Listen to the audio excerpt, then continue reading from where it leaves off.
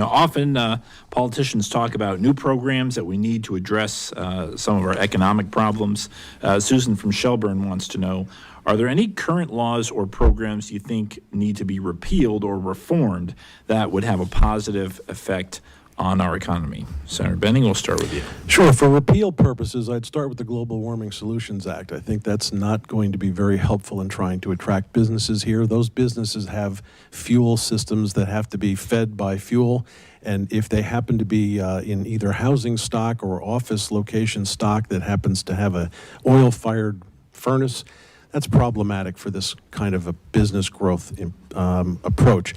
The one thing I would want to reform, Act 250. Phil Scott has been trying to reform that for years. It keeps getting hit with what we call in the legislature poisonous pills that get attached to the bill that gets started, and all of a sudden you're looking at something you can't even vote on anymore because it's got so much attached to it, it makes no sense.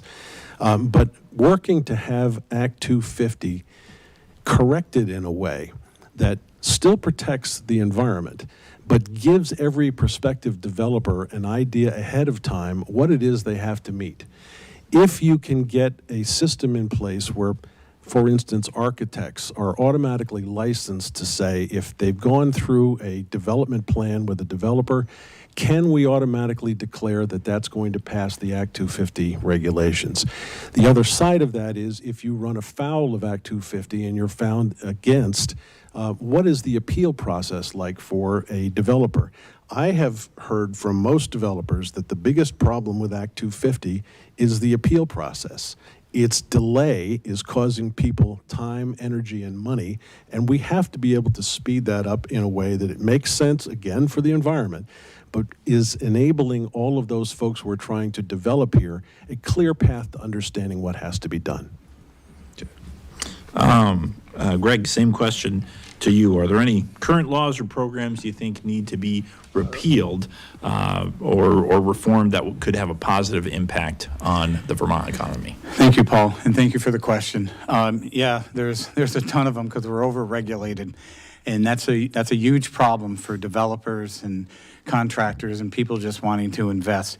The Global Warming Solutions Act, Act 250, all the regulations. We need private investment to move Vermont to the next level and to make us more business friendly, which makes us more people friendly, which makes people live here and invest here, buy here, raise their children, and keep our children, retain our children.